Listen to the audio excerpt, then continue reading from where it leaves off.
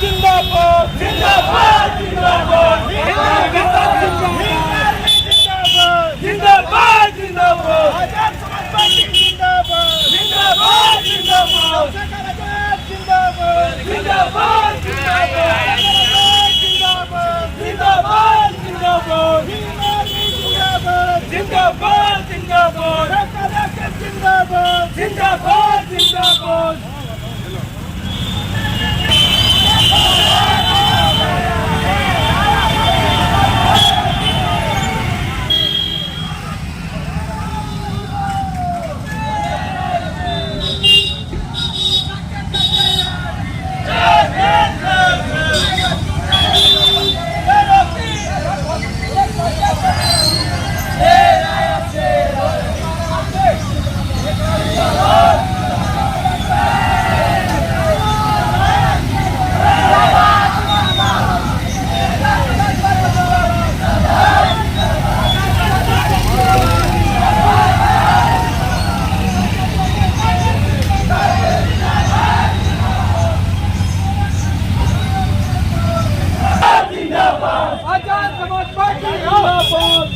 बाबा साहब अमर रहे जिंदाबाद जिंदाबाद जिंदाबाद जिंदाबाद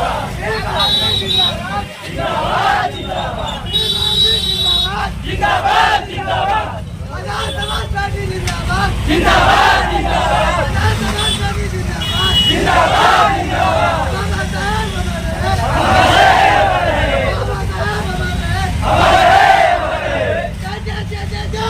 साहब अमर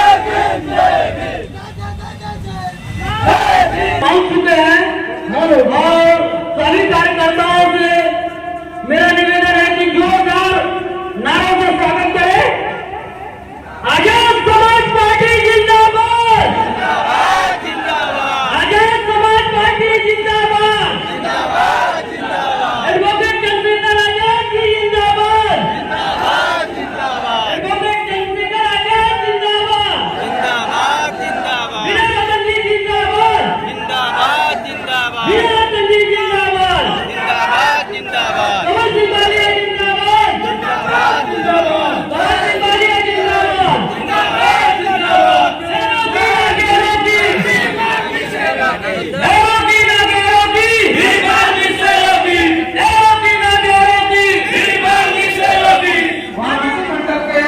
मंडल अध्यक्ष माननीय गोरखनाथ गौड़ जी आपके बीच में आ चुके हैं।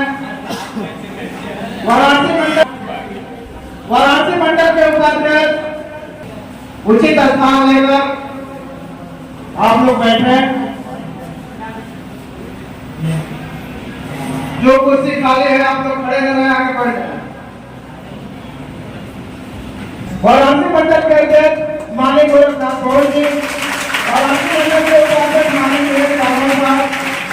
वाराणसी मंडल के उपाध्यक्ष दिनेश गौड़ जी, वाराणसी मंडल के उपाध्यक्ष सुनील कुमार जी, और बाबा साहब अम्बेडकर के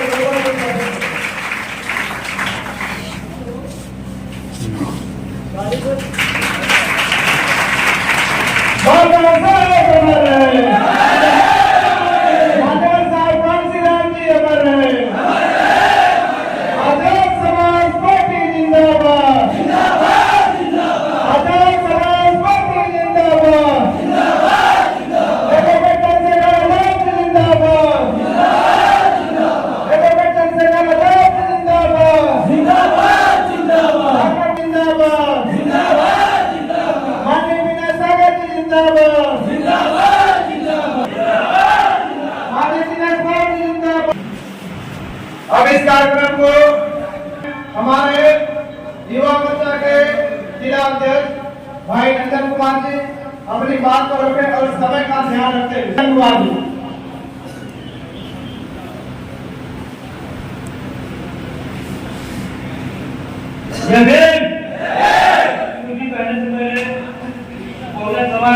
सचिव यहाँ है उनका मैं दिलों से धन्यवाद करते हुए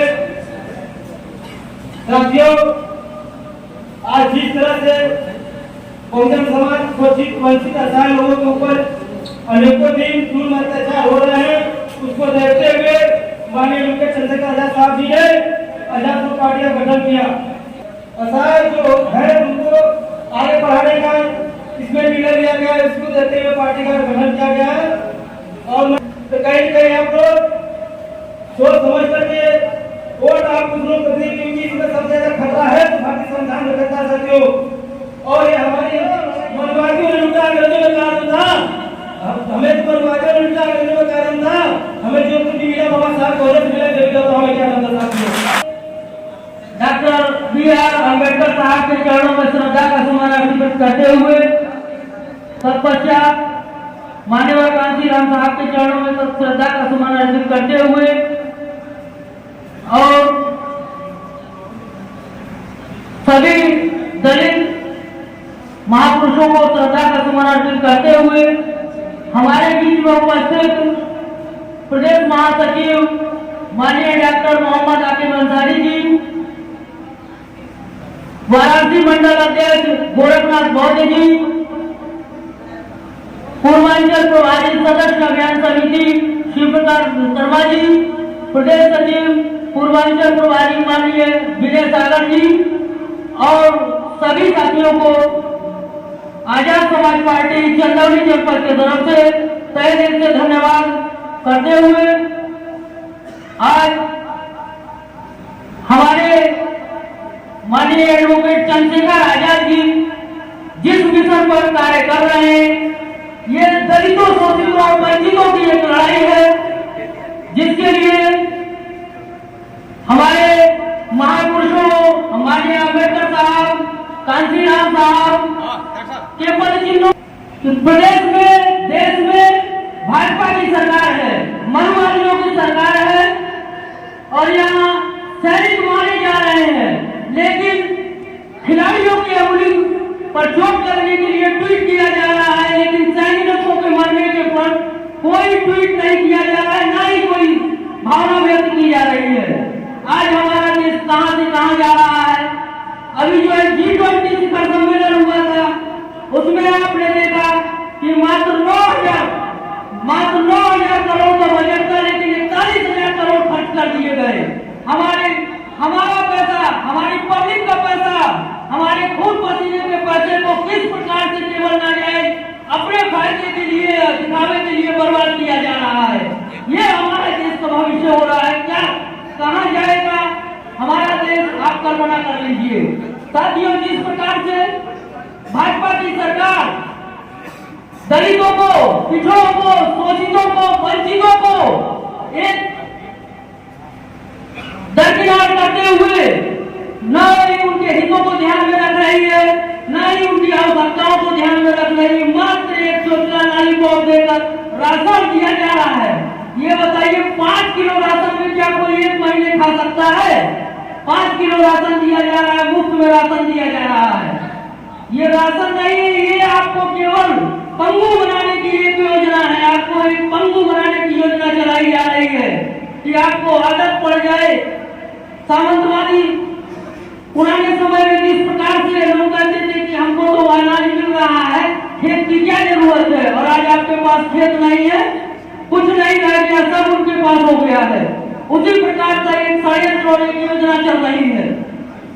ये सरकार न ही किसी का हित करेगी, केवल देश को बेचेगी। लगातार एयरपोर्ट बेचे जा रहे हैं, संस्थाओं का निजीकरण किया जा रहा है। अगर वही निजी संस्थाएं देख लीजिए किस प्रकार से आगे हैं और सरकारी विभाग पीछे चल रहे हैं। अभी आपने देखा है जल निगम, एक जो गांव-गांव में पानी की टंकियां लग रही हैं, जल शक्ति मिशन योजना, जल शक्ति मिशन योजना में एक बहुत ही बड़ा घोटाला सामने आया है, जिसमें कि सुप्रिंटेंडेंट इंजीनियर उनके फरार चल रहे हैं, आज तक उनका पता नहीं चला।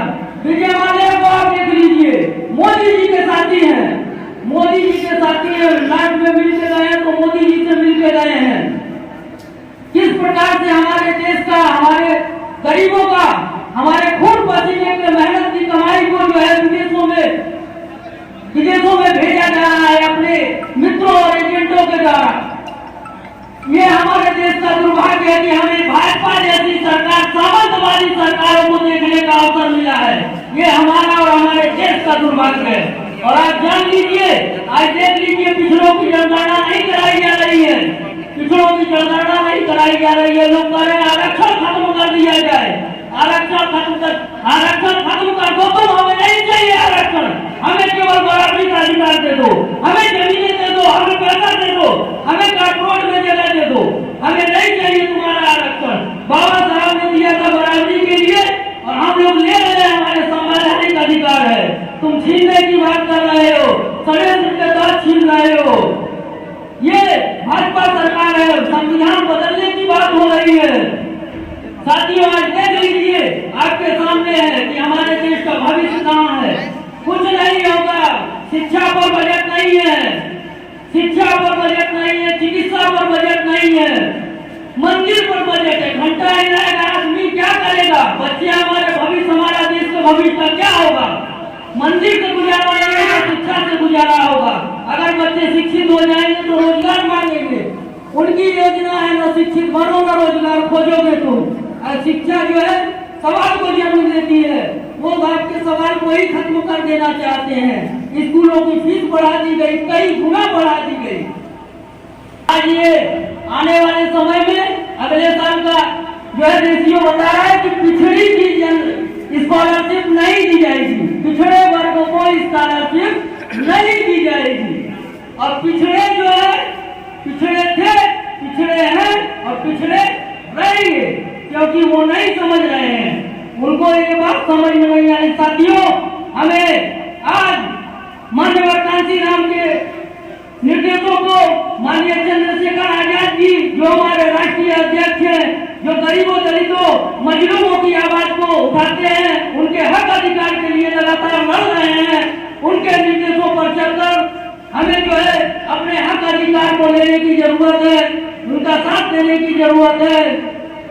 और मात्र केवल यही एक पार्टी ऐसी है जो गरीबों और मजलूमों की बात को रख सकती है, अन्यथा और कोई पार्टी नहीं है जो रखेगी।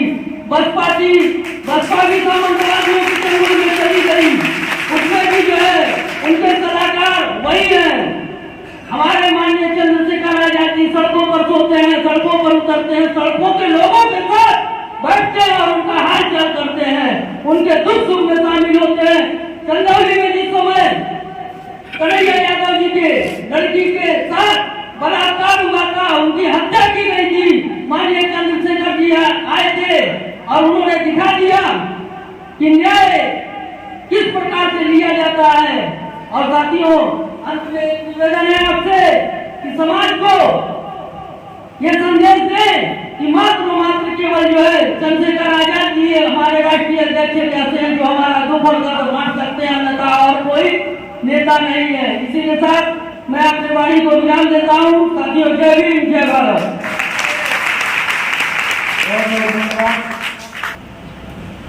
अब मैं इस कार्यक्रम को आगे बढ़ाने के लिए पहले मैं चाहूंगा कि जो जिले के अध्यक्ष हैं फ्रंटल कमेटी के, उनके लिए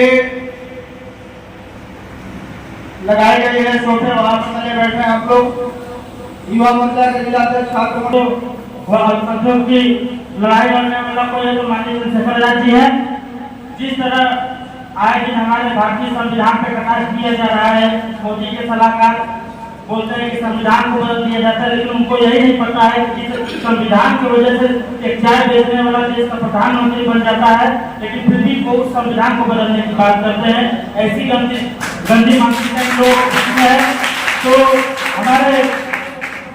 हमें ऐसे नेता की जरूरत है जो हम लोग सुख दुख मुसीबत है तो हम लोग के साथ खड़ा होना की महलों में रहे। और 5 साल के बाद जब चुनाव था हमारे आकर लगे माननीय साहब, बाबा साहब सभी महापुरुषों का गुणगान करते हैं, फिर उसके बाद वो दिखाई नहीं देते हैं। अगर इस देश में हमारे भारतवर्ष में या किसी का अगर कोई लड़ाई लड़ने वाला है तो माननीय चंद्रशेखर आजाद जी। तो साथियों मैं और भी बहुत से वक्ता गण बोलने के लिए इसी बात में अपने बातों को विराम देता हूँ। जय भीम, नमो बुद्धाय, जय भीम। मंच पर उपस्थित हमारे अतिथिगण और इस सभा में उपस्थित हमारी माताएं, सम्मानित बुजुर्गों और नौजवान साथियों, आप सभी लोगों को नमन करते हुए एक बार पुनः मैं क्रांतिकारी जय भीम का उद्घोष करता हूं। जय भीम। और कुछ लाइनों पर मैं बात करूंगा। देखिए, हमारा बहुजन समाज कितना पीछे है। वर्षों से इस भारत में लोकतांत्रिक व्यवस्था लागू होने के बावजूद हमारे बहुजन समाज के लोग, हमारे 85% के लोग आज भी शोषित, वंचित और गरीबी के हालत में जिंदगी जी रहे। इसका कारण यह है कि हम लोग वोट के समय एक सही फैसला लिया है कि कल यदि राजनीति में आजाद समाज पार्टी सत्ता तक पहुंचेगी तो यह दावा किया जाता है कि 85% बहुजन समाज के ऊपर किसी भी प्रकार का शोषण अत्याचार नहीं होगा। यह दावा कर दिया जाता है। बहुजन समाज के लोगों,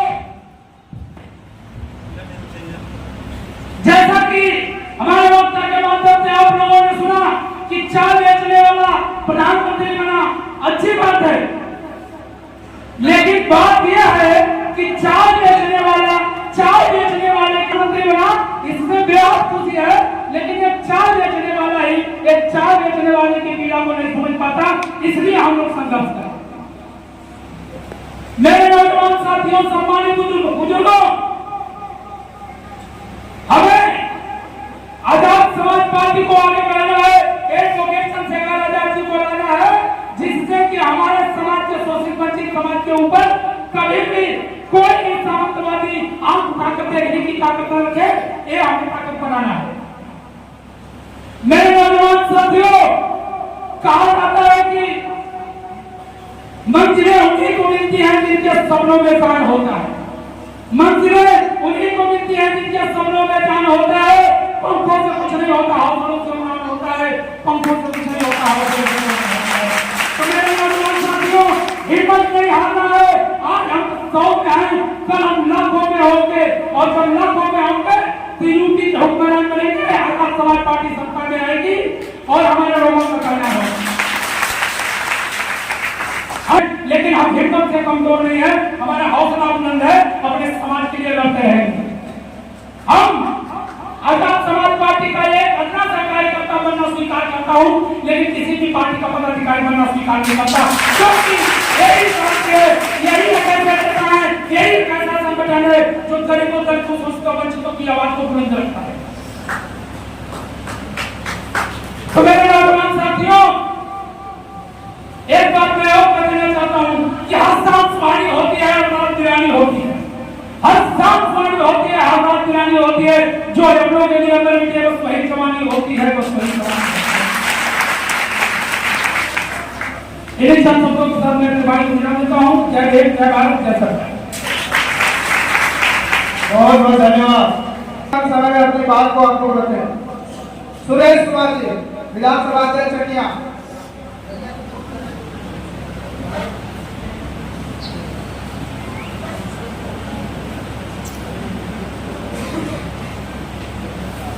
आए हमारे मुख्य अतिथि और हमारे क्षेत्रवासी, आप लोगों के सहयोग से ये छोटा मोटा कार्यक्रम संपन्न हुआ है। अगर शिक्षित समाज से मेरा कहना है कि आप लोग पढ़िए, अपनी पढ़ाई की बात रखिए, क्योंकि हमारे पूर्वजों ने मानवता जैसे संघर्षी व्यक्ति को नहीं पहचान पाए, क्योंकि उनको कोई कांग्रेस का एजेंट तो कोई ठाकुर पानी करके पुराने लगा और उनके सबों को नहीं जान पाया, और न पहचानने के कारण चाहते हुए भी वो समाज का सेवा नहीं कर पाए।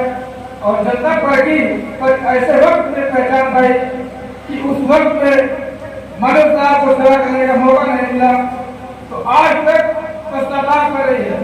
तो वो धोखा हम लोगों से ना होने पाए, क्योंकि आज हमारा शिक्षित समाज बहुत आगे बढ़ चुका है, बहुत विकास कर चुका है, हर पार्टी के बारे में जान चुका है, संगठन के बारे में जान चुका है साथियों।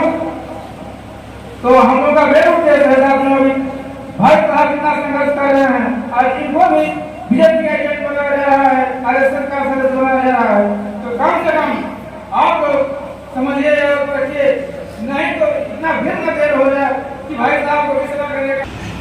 साथियों,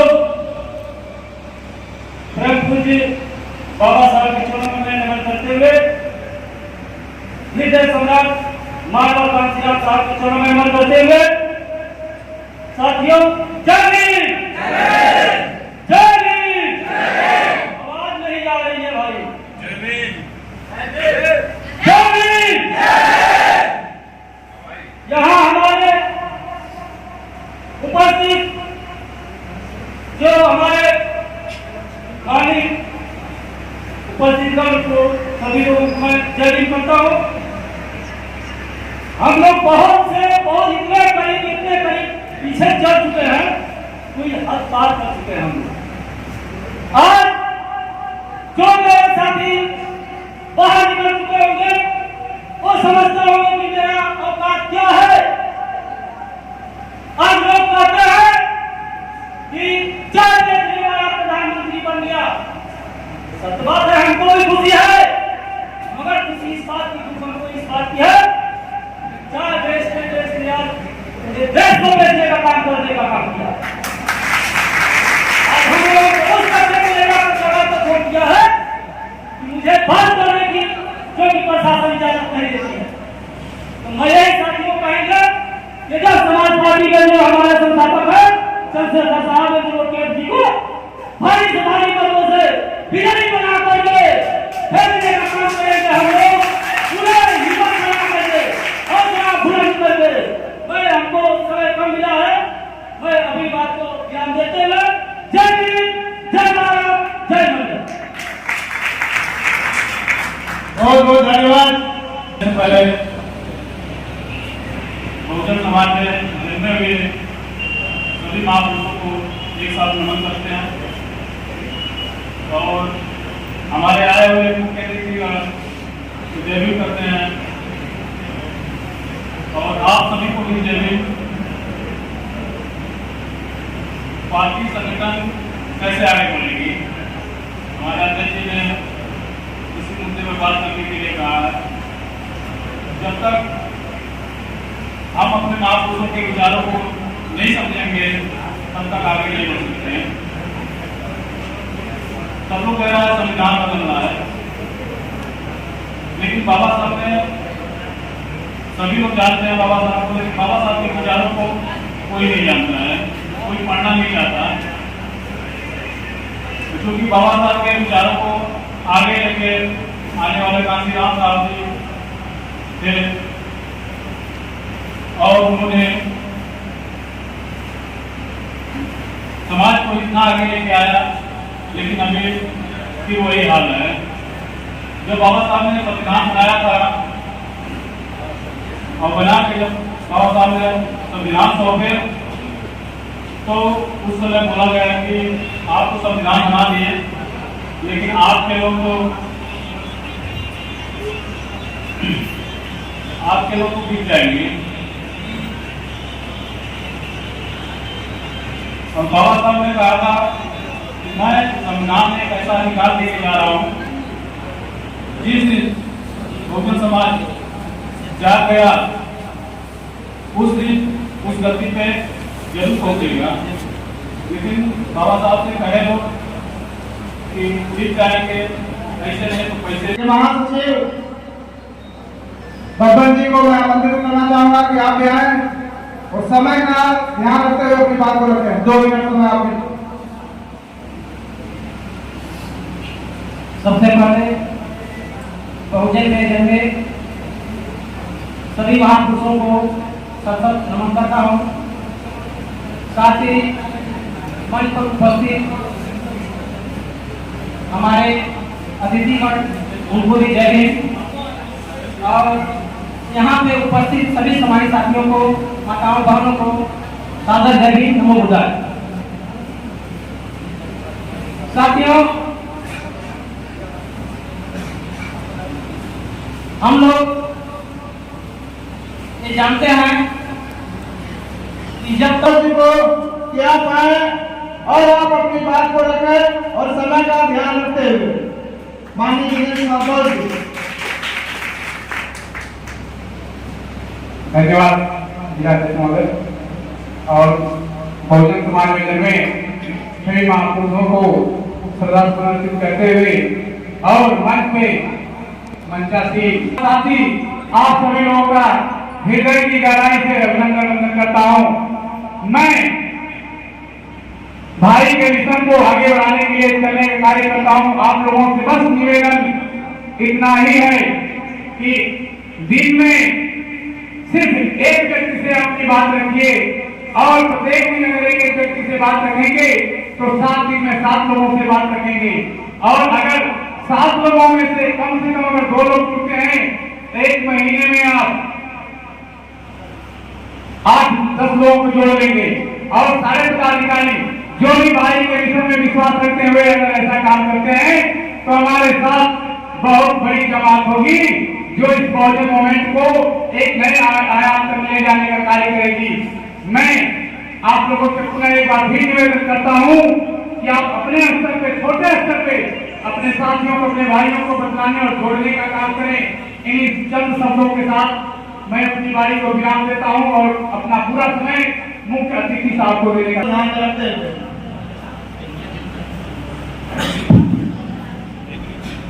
धन्यवाद अध्यक्ष जी। और धन्यवाद देना चाहता हूँ मैं संजौली के चकिया विधानसभा में सभी कार्यकर्ताओं को जिन्होंने ये आज ऐसा मंच दिया जहाँ से हम लोग अपने विचार दे सकते हैं। और मैं अपनी बात कहने से पहले मैं मंचासीन सभी हमारे अतिथिगण और दूर दराज से आए एकातुल्य बुजुर्ग, नौजवान साथी, माताएं, बहनें और बच्चे जो हमें आज आजाद समाज पार्टी के इस कार्यकर्ता सम्मेलन में अपना साथ देने के लिए हम सभी का धन्यवाद और अभिनंदन वंदन करते हैं।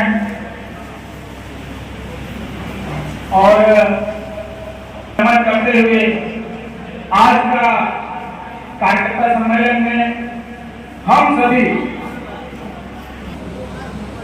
जब कोई पार्टी, राजनीतिक पार्टी जो हमारे भारत देश में आती हैं तो वो पार्टियां सिर्फ अपना उद्देश्य पूर्ण करने के कि किस तरह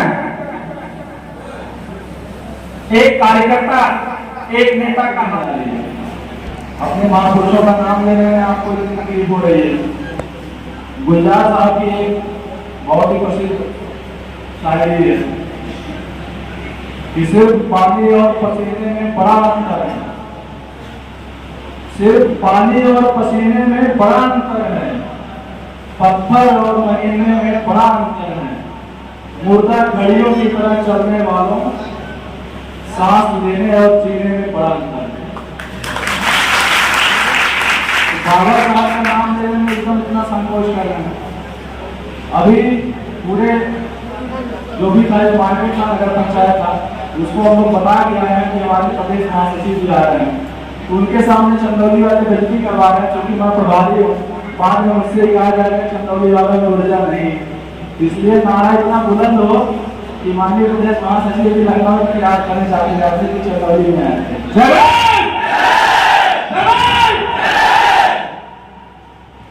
कुछ भी विचार रखने से पहले एशिया के प्रकाश पुंज कहे जाने वाले कौला के सागर महामानव पतन भगवान गौतम बुद्ध विश्व में शामिल ज्ञान के रूप में प्रसिद्ध भारत रत्न बोधिसत्व बाबा साहब डॉक्टर भीमराव अम्बेडकर तथा बहुजन समाज में जन्मे सभी संतों, गुरुओं, महापुरुषों को नमन करते हुए मंच पर विराजित इस कार्यक्रम के मुख्य अतिथि डॉक्टर मोहम्मद आनी बंसाली जी, राष्ट्रीय कोर कमेटी सदस्य एवं उत्तर प्रदेश महासचिव, और इस पूर्वांचल की जान, हम लोगों की शान, पूर्वांचल प्रभारी माननीय विनय सागर साहब और माननीय पूर्वांचल प्रभारी सदस्यता अभियान समिति श्री शिव प्रसाद विश्वकर्मा जी, वाराणसी मंडल के हम लोग के गार्जियन, बड़े भाई माननीय गोरखनाथ पौध जी और वाराणसी मंडल के सभी सहकर्मी साथियों, मैं विवेक कुमार राघव, मंडल उपाध्यक्ष आजाद समाज पार्टी वाराणसी, आप सभी लोगों का बहुत हार्दिक स्वागत वंदन और अभिनंदन करता हूं। साथियों, चूंकि समय का अभाव है, मैं बहुत ज्यादा समय न लेते हुए 2-3 महत्वपूर्ण बिंदुओं पर चर्चा करना चाहूंगा।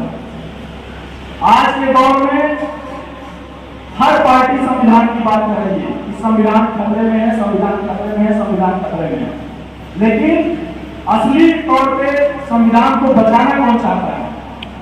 संविधान की सबसे ज्यादा जरूरत किसको है? धन्यवाद अध्यक्ष जी। नमन कुछ कहने से पहले नमन करते हैं बाबा साहब को, तथागत बुद्ध जी को नमन करते हैं, फुले साहू जी को नमन करते हैं, मां फातिमा शेख को, सावित्रीबाई फुले जी को नमन करते हैं, सत्यव्रत रविदास जी को।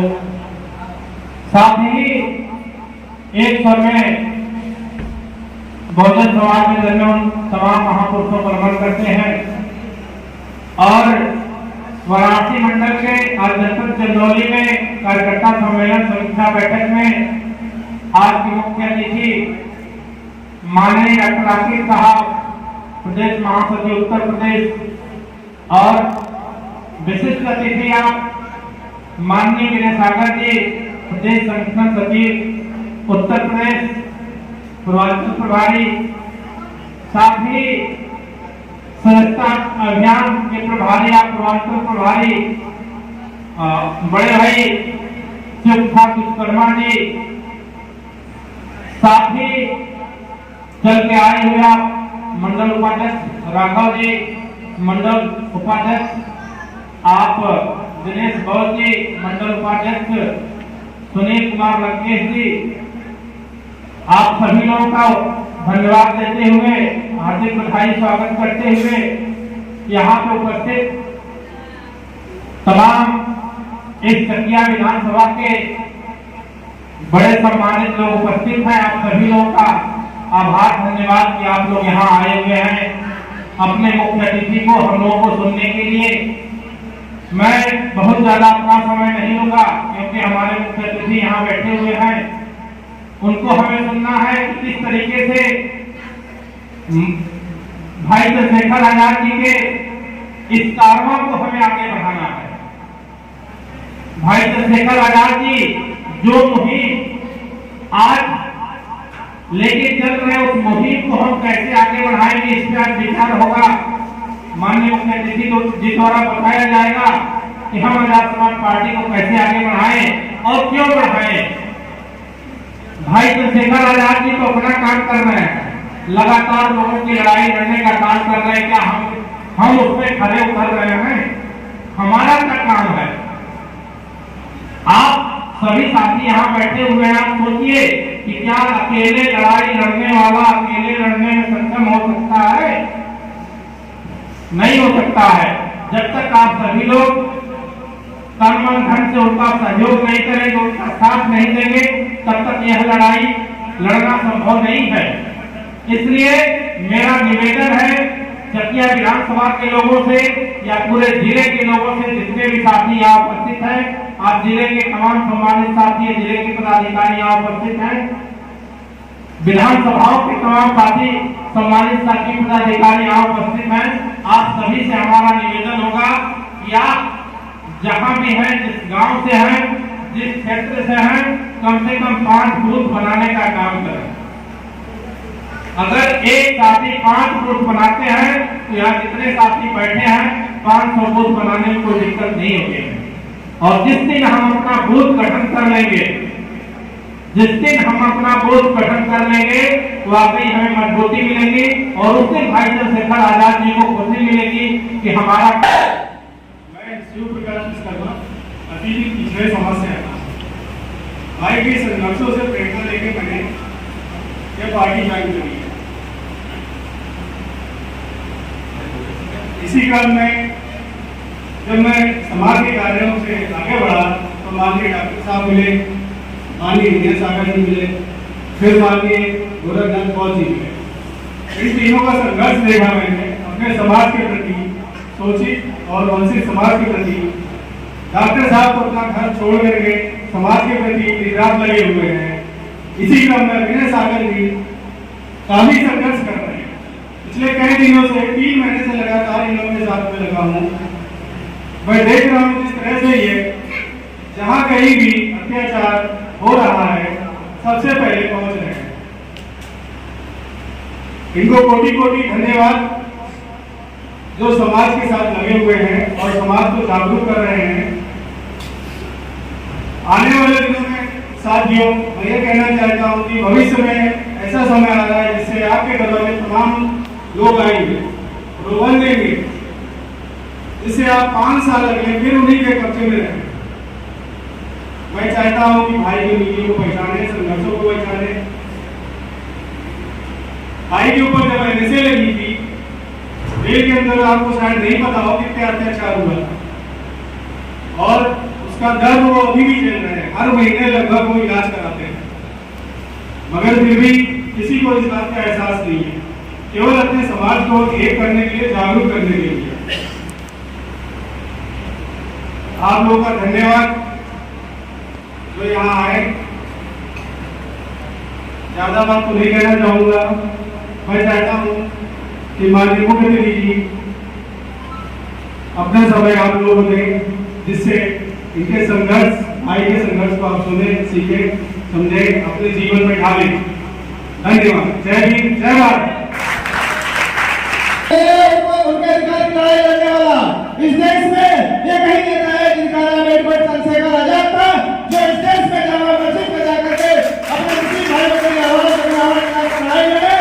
उन्होंने कहा कि जहाँ मुस्लिम भाई के समाज के लोगों का खून पसीना बहेगा, वहाँ चंद्रशेखर आजाद का खून बहेगा।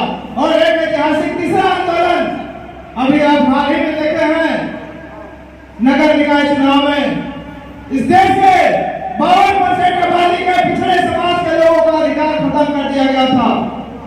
मध्य प्रदेश में उस आंदोलन में उनके अधिकार की लड़ाई लड़ने के लिए एक भी नेता आगे नहीं आया। उस लड़ाई लड़ने के लिए एडवर्ड चंद्रशेखर आजाद जी जाते हैं, ऐलान करते हैं कि हम इस देश का सबसे बड़ा आंदोलन करेंगे, हम अपने पिछड़े इस बहुजन समाज के लोगों का अधिकार को नहीं छीनने देंगे। उन्होंने इस देश का सबसे ऐतिहासिक और सबसे बड़ा आंदोलन किया मध्य प्रदेश में 12 फरवरी भोपाल में। तो इस देश में लड़ाई लड़ने वाला अगर कोई है, आपके हक अधिकारों की, आपको इस देश में रहने की, इस संविधान को सुरक्षित रखने की, तो कोई और नहीं, एडवोकेट चंद्रशेखर आजाद है। अब मैं इस कार्यक्रम को आगे बढ़ाते हुए मैं बुलाना चाहूंगा कुछ लोग। हमारे कार्यकर्ता साथी बहुत ही उत्सुक है, हमारे मुख्य अतिथि जी का स्वागत करना चाहते हैं। भाई धनेश जी और अमीर जी, आप अपनी टीम को लेकर आए और माननीय डॉक्टर मोहम्मद आकिब साहब का आप लोग स्वागत करें।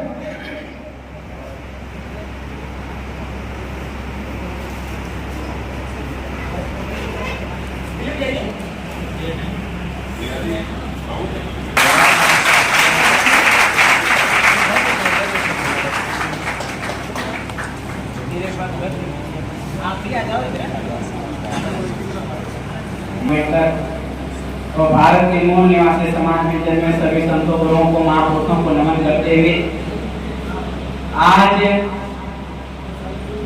पूर्वांचल की समीक्षा बैठक में जो जनपद है पूर्वांचल का चंदौली, और यह एहसास कराता है आपकी तालीम से कि आखिर वास्तव में संघर्ष कर रहे हैं। बड़ा अच्छा लगता है।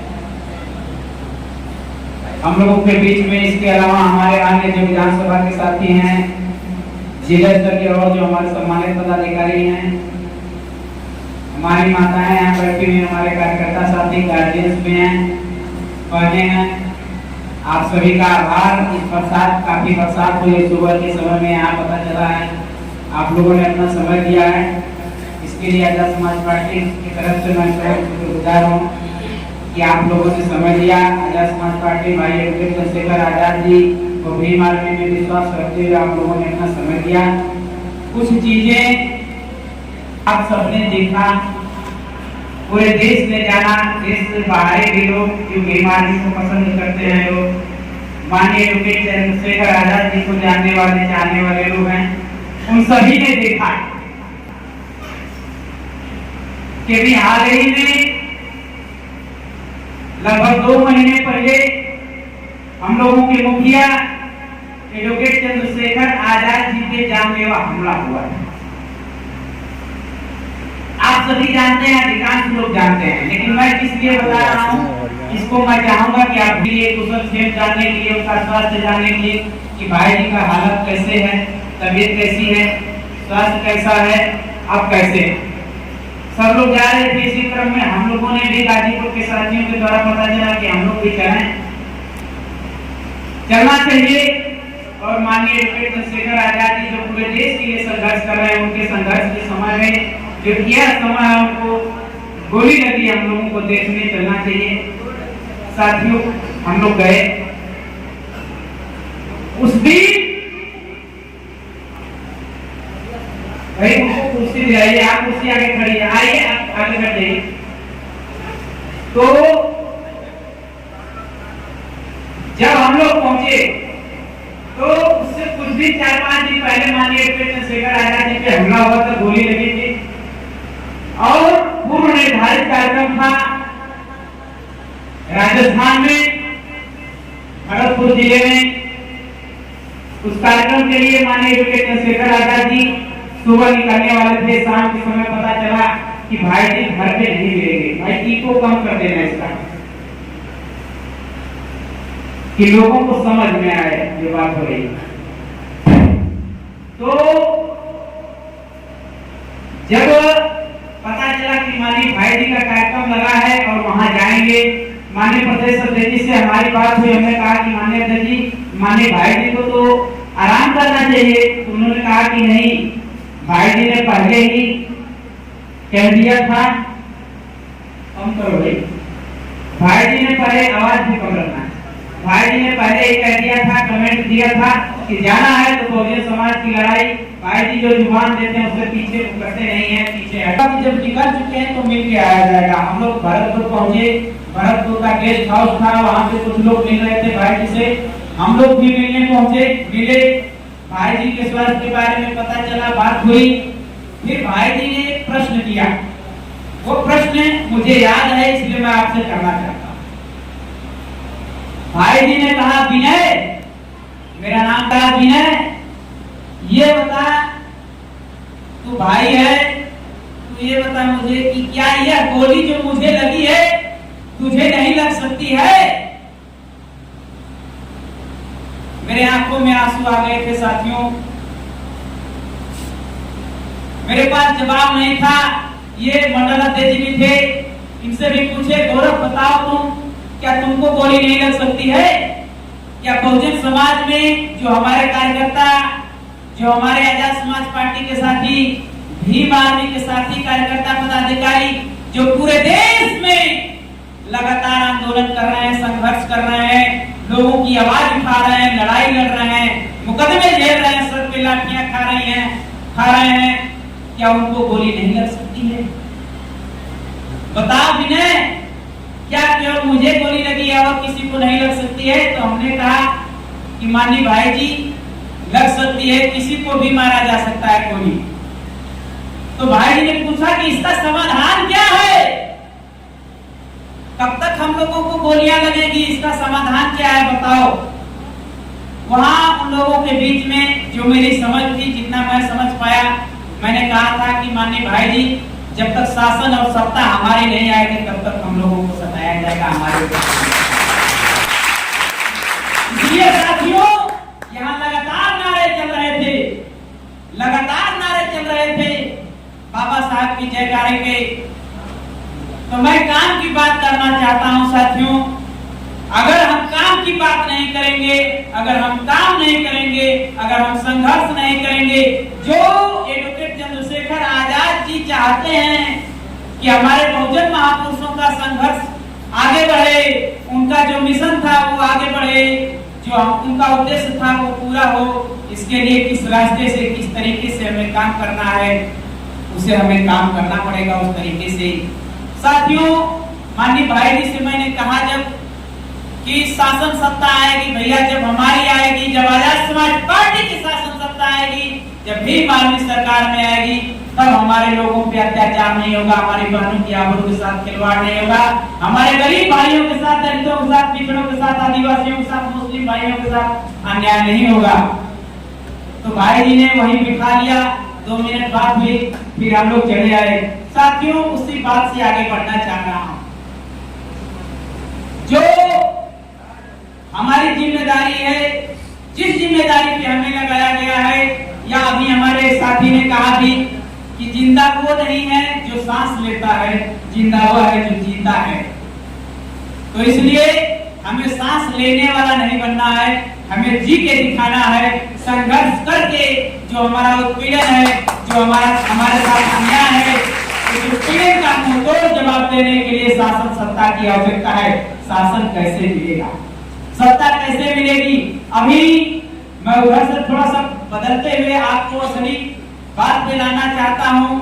अभी कई साथियों ने कहा आजाद समाज पार्टी की सरकार लानी है, बहुजन समाज की सरकार लानी है, भीम आर्मी की सरकार लानी, वो कैसे है, उस पर हमें बात करने की जरूरत है। मैं आपसे भी चाहूंगा कि आप सभी साथी, जो हमारे कार्यकर्ता साथी हैं, जो हमारे जिम्मेदार साथी हैं, इसको जाने, सीखें और चंदौली जिले में, चकिया विधानसभा में, चंदौली जनपद में इसको तैयार करें, मजबूत बनाने का काम करें कि आने वाले समय में इसी चंदौली जिले से एक विधायक पैदा हो, एक सांसद पैदा हो, कई विधायक पैदा हो, कई प्रधान पैदा हो, कई जिला पंचायत सदस्य पैदा हो।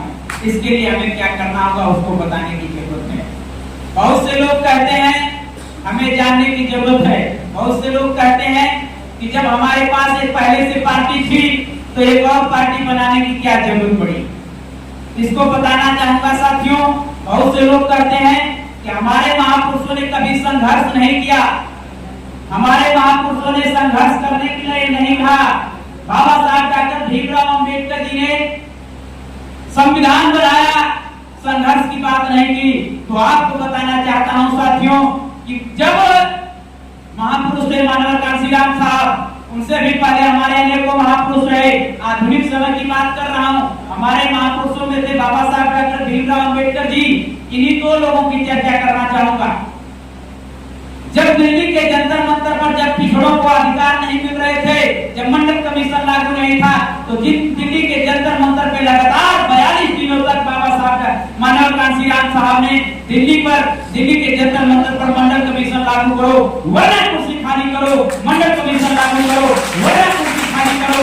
और जब आपको हमको बहुजन समाज को पानी पीने का अधिकार नहीं था, गरीब पिछड़े समाज को पानी पीने का अधिकार नहीं था, तो बाबा साहब डॉक्टर भीमराव अंबेडकर ने महान आंदोलन करके पानी पीने का अधिकार दिलाने का काम किया था। उसके लिए उनके सर पे गाड़ियां तक आए थे उन्होंने। क्या वो आंदोलन नहीं था? आज हमें भ्रमित करने के लिए, आज हमें भ्रम में रखने के लिए लोग कहते हैं कि हमारे महापुरुषों ने आंदोलन करने के लिए नहीं कहा। मैं बता दूं कि बाबा साहब डॉक्टर भीमराव अंबेडकर जी ने भारत का संविधान बनाया। बाबा साहब डॉक्टर भीमराव अंबेडकर जी ने ही कहा कि जुल्म करने वाले से ज्यादा गुनहगार कोई दुश्मनी वाला होता है। जुल्म करने वाले से ज्यादा गुनहगार कौन होता है? जुल्म सहने वाला होता है। उसी थीम को ध्यान रखते हुए माननीय एडवोकेट चंद्रशेखर आजाद जी जुल्म का प्रतिकार करते हैं, विरोध करते हैं, मुंहतोड़ जवाब देने का काम कर रहे हैं। और आप लोग इसी जानकर यही समझ कर उसके साथ जुड़े। इसलिए आपको बताना चाहता हूं एक और बात, जो अभी मैंने संकेत किया था, अभी मैंने एक संकेत किया था, साथी बैठ जाइए। बात समाज में चलती है कि भीम आर्मी को ठीक थी, भीम आर्मी को ठीक पार्टी बनाने की जरूरत नहीं थी। ऐसे प्रश्न हमारे कार्यकर्ता पदाधिकारियों के सामने आते होंगे, तो उसके लिए बताना चाहूंगा। लोग कहते हैं कि वोट बट गया, वोट बट रहा है, तो इसके लिए आपको बताना चाहूंगा कि वोट कैसे बटा। वोट आजाद समाज पार्टी की वजह से बटा, या वोट और किसी कारण से बटा, वोट भीम आर्मी की वजह से बटा, या कोई और कारण है, इसको समझने की जरूरत है। साथियों, मैं थोड़ा सा पीछे जाके लगभग 15 साल 16 साल पहले से कुछ चीजों को आपको ध्यान दिलाना चाहूंगा। 2007 में चुनाव हुआ था विधानसभा का। उस चुनाव में पूर्ण बहुमत की सरकार बनी थी। उस चुनाव के बाद एक और चुनाव होता है 2012 में। उस चुनाव में हमारी सत्ता चली जाती है, बहुजन समाज पार्टी की सरकार गिर जाती है और समाजवादी पार्टी की सरकार बनती है। उसके बाद एक और चुनाव होता है 2014 में, जिसमें बहुजन समाज पार्टी की 0 सीटें आई थी। कितनी सीटें आई थी लोकसभा की? 0 सीटें आई थी। आप बताइए कि जुलाई 2015 में भीम आर्मी का गठन हुआ। जुलाई के महीने में 2015 में भीम आर्मी का गठन हुआ। उससे लगभग 1 साल पहले चुनाव हो गया था। उस चुनाव में 0 सीटें आई थी, तो उससे कम पार्टी कितना कम करेगी Azad Samaj party Bhim army? Vote कहां बटा, वोट कहां घटा, इसको विचार करने की जरूरत है साथियों। फिर उसके बाद आ जाइए 2014 के बाद चुनाव होता है 2017 में। लगभग 18-19 सीटें आई थी विधानसभा की।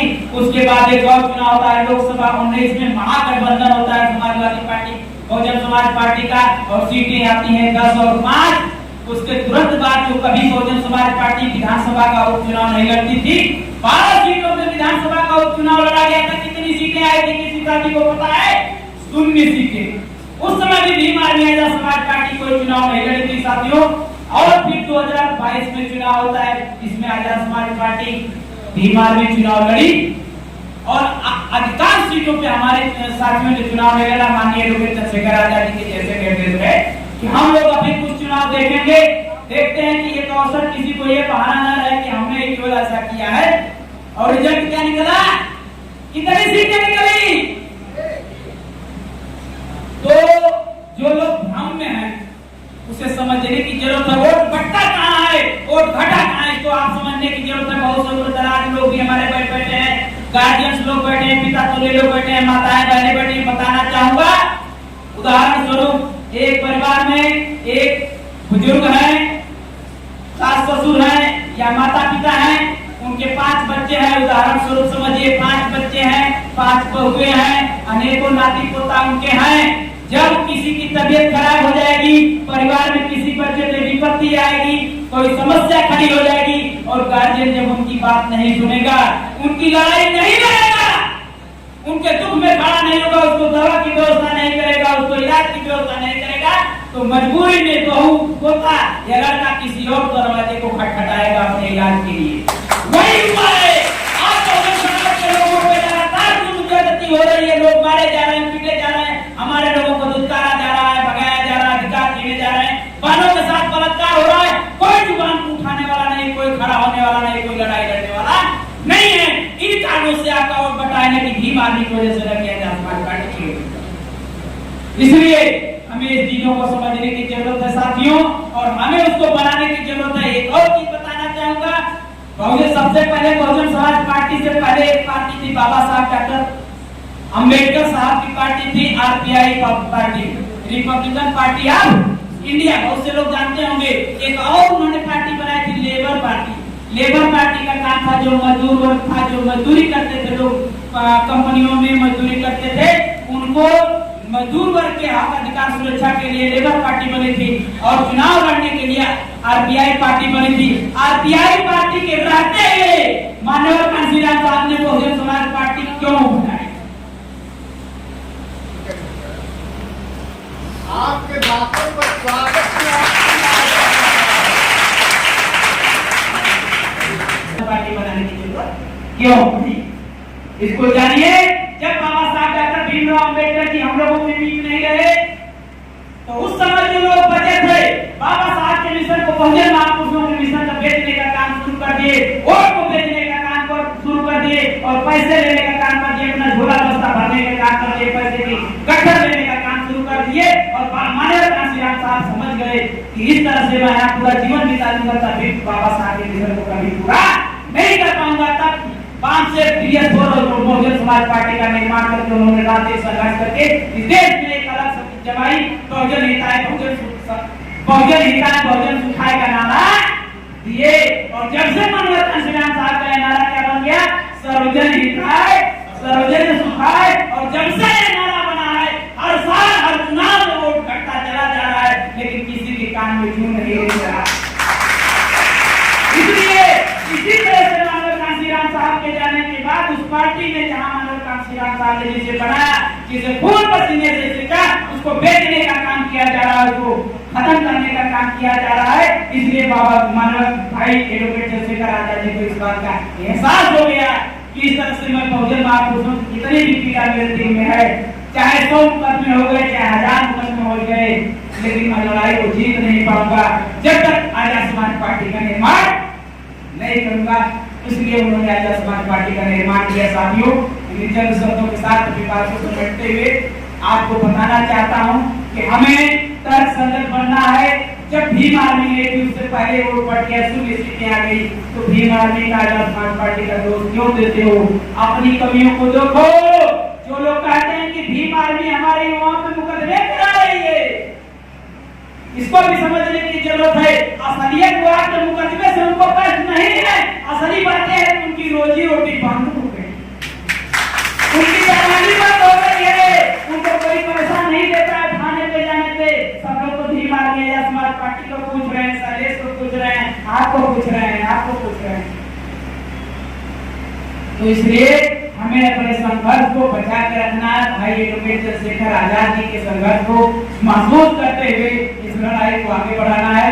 आप इन्हीं चंद शब्दों के साथ आप सभी के साथ शांति के साथ मेरी बातें सुनी। बहुत बहुत धन्यवाद। जय भीम, नमो बुद्धाय, जय भीम। बहुत बहुत धन्यवाद। जो हम सभी लोगों के दिमाग में कुछ भ्रम चलता है, पार्टी को लेकर मतभेद चलता है, उसको लेकर के बहुत ही अच्छी तरह से आपके बीच में अपनी बात को माननीय विजय सागर साहब जी ने रखा। हम उम्मीद करेंगे कि अब आप उस अंधकार को छोड़कर इस उजाले में आने का प्रयास करें, क्योंकि मदद सबको चाहिए। भीम आर्मी से जेल, मुकदमा, लाठी, रासुका, ये सब झेले भीम आर्मी, लेकिन वोट देने की बारी आती है तो सिंबल देखने लगते हैं। जब इस देश में उनको पीटा जाता है, मारा जाता है, तब उनको याद आता है भीम आर्मी चंद्रशेखर आजाद। तो आप समझ गए होंगे साहब की बातों को लेकर के। उनका कहना था कि हम लाठी खाएं, जेल जाए हम, मुकदमे से हम, लोगों के हक अधिकार की लड़ाई लड़े हम, वोट किसी और को। जो आपके हक अधिकार की लड़ाई लड़ रहे हैं, आपके ऊपर जुल्म अत्याचार हो रहा है, अगर आप जानिए कि वैसे लोगों को आप बनाइए ना नेता, जुल्म अत्याचार होना बंद हो जाएगा। इस देश में संविधान खत्म हो रहा है, संविधान की लड़ाई नहीं लड़ी जा रही है। संविधान को बदलने वाला जानिए कौन है? आपके यही विधायक और सांसद की अनुमति के द्वारा आपके बिल खत्म कर दिए जाते हैं, आपके कानून खत्म कर दिए जाते हैं। इन चीजों को समझना होगा। जब एक रोड पर लड़ने वाला व्यक्ति जब संसद में चला जाएगा तो जानिए कि आप एकदम सुरक्षित हो जाएंगे। आपको भीख मांगने की जरूरत नहीं है, आप छीन कर अधिकारों को ले लेंगे। तो मांगने वाला हमेशा क्या होता है? भिखारी। और हम लोग अपना अधिकार छीन के लेंगे, क्योंकि हम लोग 90 भाग हैं, शोषित हैं। अब हम अधिकार लिए हैं, क्योंकि ये चकिया की धरती है, ये मानी जाती है आरएसएस और बीजेपी का गढ़। लेकिन आज आजाद समाज पार्टी एडवोकेट चंद्रशेखर आजाद जी का चकिया में परचम भी लगा दिया गया है। आज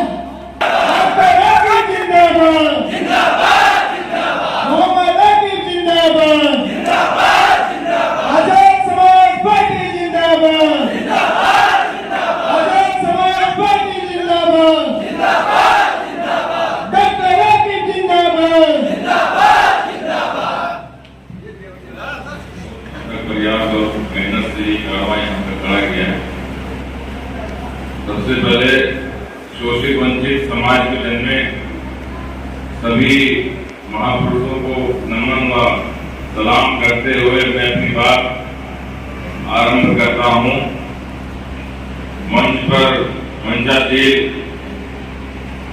हमारे भाई विनय सागर जी, प्रदेश संगठन सचिव एवं पूर्वांचल प्रभारी,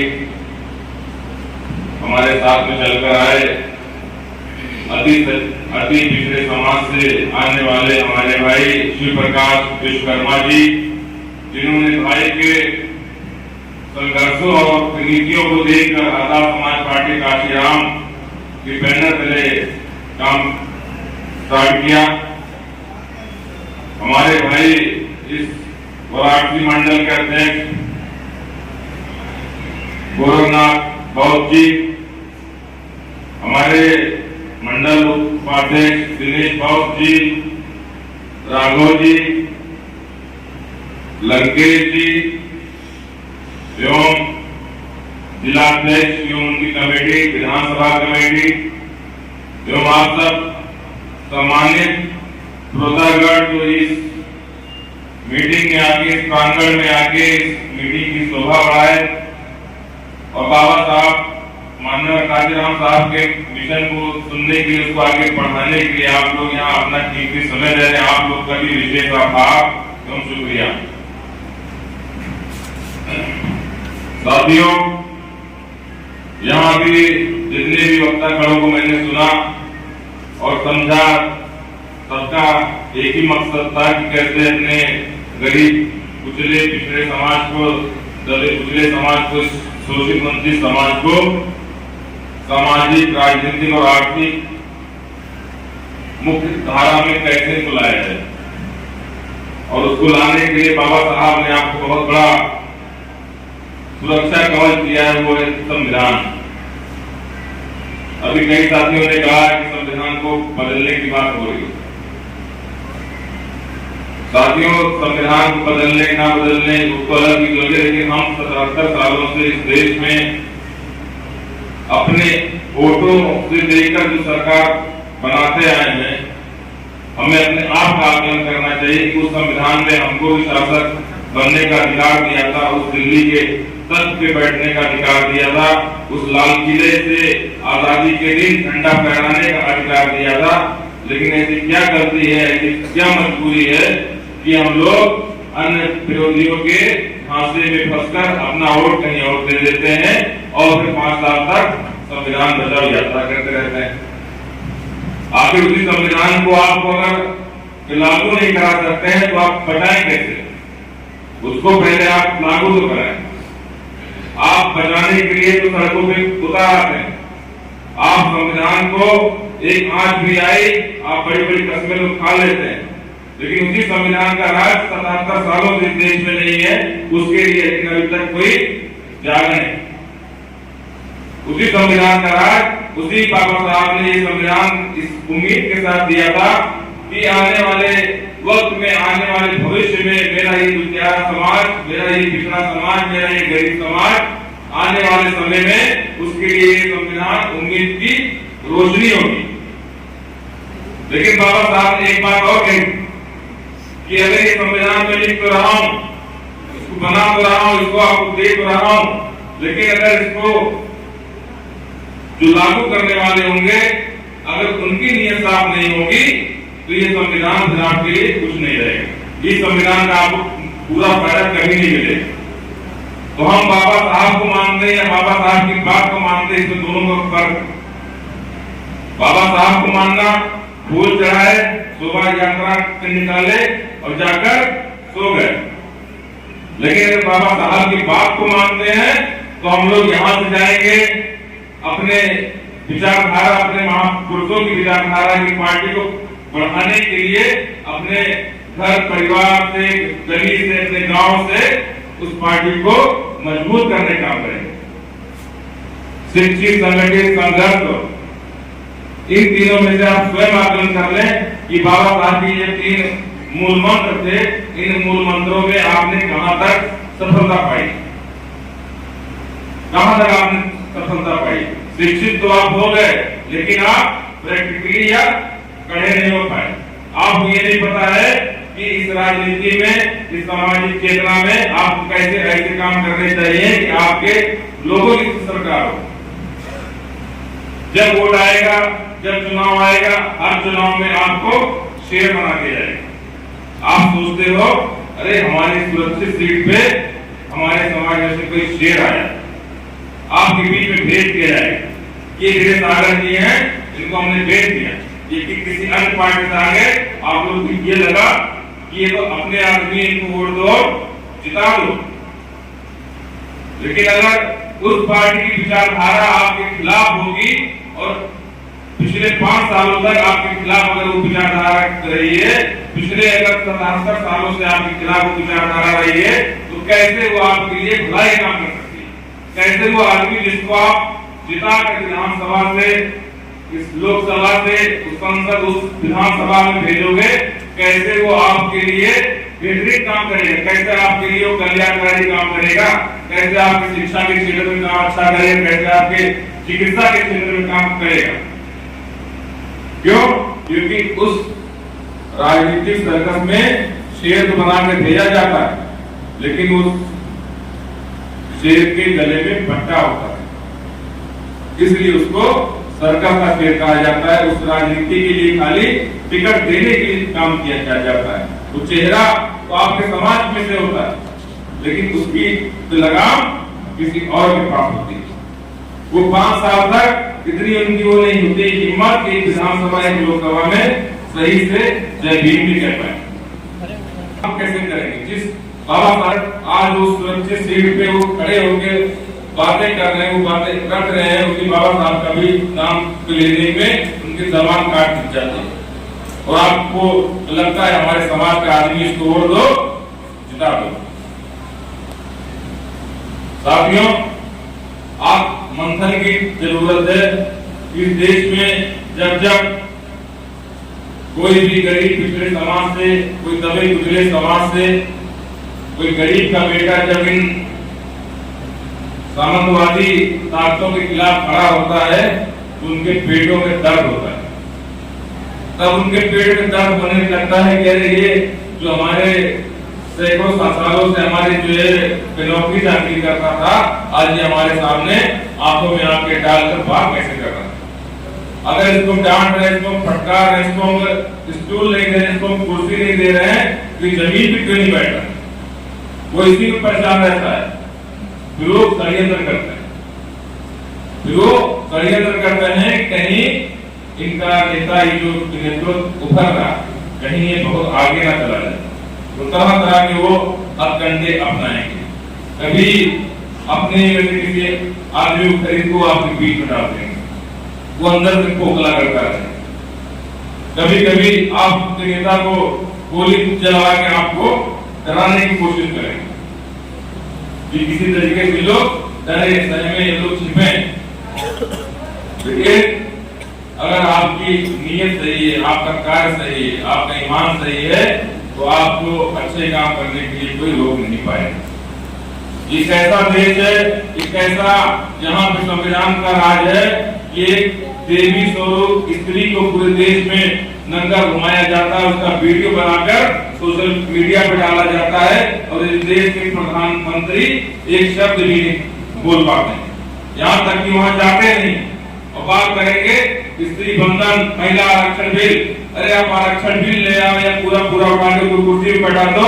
अब राष्ट्रपति हमारी है द्रौपदी मुर्मू जी, संसद का कल उद्घाटन था 2-3 दिन पहले, लेकिन वो नहीं आ सकती। हाँ, कंगना रनावत जा सकती, लेकिन इस देश के सबसे ऊंचे पद पर बैठे राष्ट्रपति उस पे हैं, वो नहीं जा सकती। क्यों? क्योंकि वो आदिवासी महिला है। क्यों? क्योंकि वो एक शूद्र महिला है, क्योंकि वो पिछड़े समाज से आने वाली महिला है। तो आप सबको ये सब समझने की आवश्यकता है कि संविधान में अधिकार तो हम लोग को दिए, लेकिन उन अधिकारों को लागू कराने का अधिकार आपको बिना कुर्सी के नहीं मिल सकता। आप विधायक तो जीत जाओगे, आप मंत्री तो बन जाओगे, लेकिन उस कलम में से आई अगर आपकी पार्टी और आपकी विचारधारा की नहीं है, तो आप अपने समाज का काम कुछ भी नहीं कर सकते। आप किसी भी दल के नेता को अपने समाज के जो भी उसमें हो उसको वोट देकर अगर आप जिता भी दोगे, तो आपके लिए कतई 5 साल तक कुछ काम नहीं करेगा। हाँ, उसका बेटा जरूर लंदन में पढ़ने लगेगा। साथियों, ये जो मीटिंग होता है, ये जो सभाएं होती हैं, इसलिए होता है कि इसके तहत आप लोग जाओ, उसको समझो कि ये आजाद समाज पार्टी काशीराम क्यों बनी, चंद्रशेखर भाई का नेतृत्व में हम लोग यहाँ पे इतने दूर दूर तक आगे क्यों काम कर रहे हैं, इतने लोग क्यों जुड़ रहे हैं। इस देश में प्रत्येक नागरिक को, प्रत्येक सदस्य को ये चिंता जरूर है कि उसके थाली में से घी कहाँ जा रहा है, उसकी थाली में से तेल कहाँ जा रहा है, उसकी थाली में से टमाटर कहाँ जा रहा है, उसकी थाली में से प्याज कहाँ जा रहा है। हर व्यक्ति को चिंता है, हर व्यक्ति को अपनी जेब की चिंता है कि उसके जेब में जहाँ 55,000 रुपए रहते थे आज क्यों 500 क्यों है।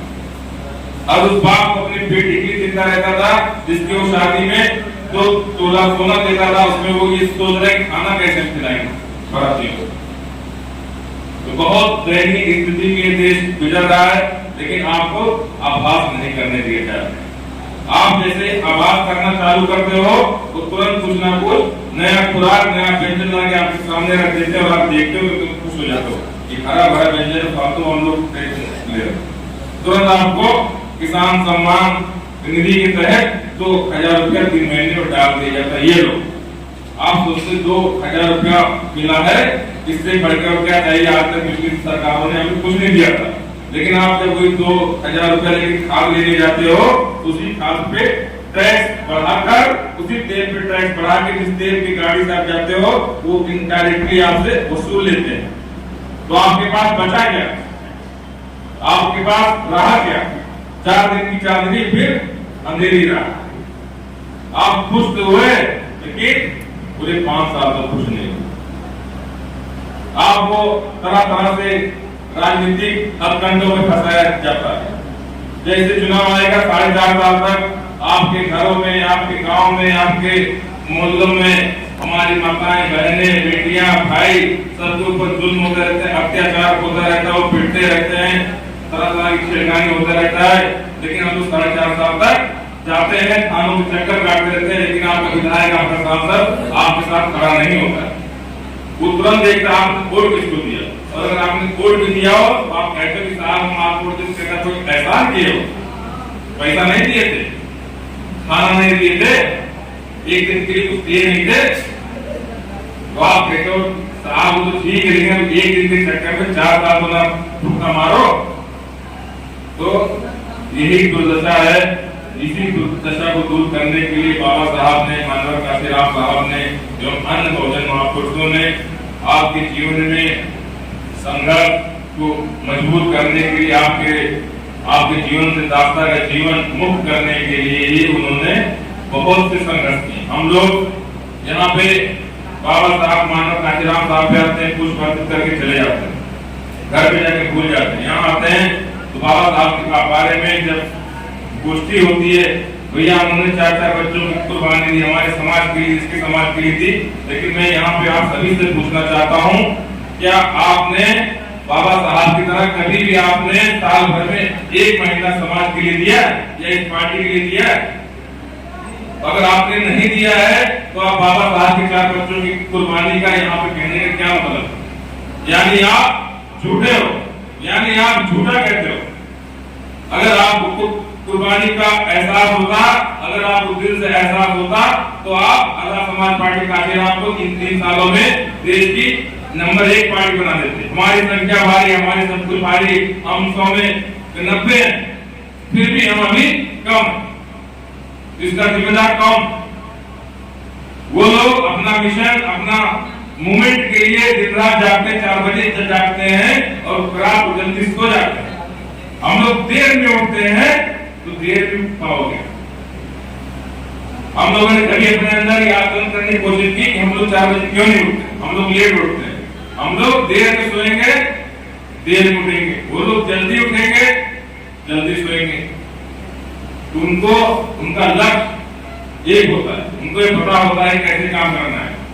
अभी लोग में से कई लोग बाबा साहब ने दिए गए आरक्षण को पढ़ तो लेते हैं, लेकिन जब आरक्षण के कारण कुर्सी मिलती है, उनके समाज में पेमेंट आता है तो उसको मुस्कुराए कहते तुम उधर लगाओ, इसको तुम उधर बैठो। ये भावना, ये एहसास और ये जो चीजें हम लोग करते हैं, ये सिर्फ एक दिन के लिए नहीं होनी चाहिए। अगर आपके अंदर सही में बाबा साहब का खून है, मानव का जनाब साहब का खून है, तो ये भावना आपके अंदर पूरे साल रहनी चाहिए, पूरे 5 साल तक रहनी चाहिए।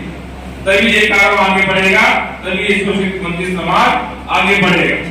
एक दिन के लिए आप अगर नीला पटका पहन लोगे, ये 4 दिन के लिए पहन लोगे, तो उससे बहन बेटियों की अगर आप आबरू की इज्जत नहीं कर पा रहे हो, तो फिर उस पटके का क्या फायदा।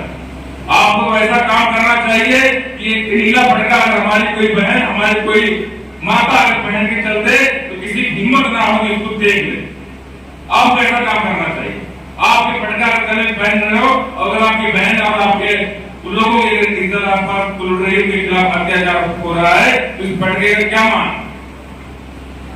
आप ऐसा काम करो, यही पटका अगर बहन डाल दे तो उनको लगे नहीं ये बीमारी कोई लोग होंगे, इनको मत छू, ये आजाद समाज पार्टी के लोग होंगे, इनको देखो मत, वरना वो लोग आएंगे जीना दूर कर देंगे। इतनी संख्या बढ़ाओ, इतनी ताकत बढ़ाओ और सत्ता की तरफ जाओ। इसी सत्ता के लिए, इसी आर्थिक मुक्ति आंदोलन के लिए हम लोग इस आजाद समाज पार्टी काशीनाथ के बैनर के तले हर विधानसभा में जा रहे, वहां पे मीटिंग करवा के संगठन को देख रहे कि संगठन की स्थिति कैसी। हम लोग 3-4 सालों से और 7-8 सालों से संघर्ष कर रहे हैं जमीन पर, तो संघर्ष का यहाँ पे नतीजा क्या आया। यहाँ पे अगर आजाद समाज पार्टी काशीनाथ की तरफ से जो भी गाइडलाइन आपको मिली है कि कितने पद होने चाहिए, कितने लोग होने चाहिए, उसमें आप लोग जितने भी लोगों ने, आप लोगों ने महीने भर में क्या एक दूसरे के लिए सहयोग किया, क्या एक दूसरे को सपोर्ट किया। तो आप सवाल क्यों उठाते हैं? जब आप सपोर्ट नहीं करोगे, जब आप संगठन को अपने बड़ा नहीं करोगे, अपने भाई को बड़ा नहीं करोगे, भाई बैठे बैठे फेसबुक पे सीएम और पीएम तो बन नहीं जाएंगे। उसके लिए आपको जमीन पर संघर्ष करना पड़ेगा। जमीन पर संघर्ष करने के लिए आपको गली गली जाना पड़ेगा, गांव में जाना पड़ेगा, और हर आदमी एक ही बार में समझ जाए ये भी चीज जरूरी नहीं है। उसके लिए आप उनके साथ जाओगे, उनके पास बैठोगे, उनको बदलाओगे देश की स्थिति कैसी है, कैसे काम करना है।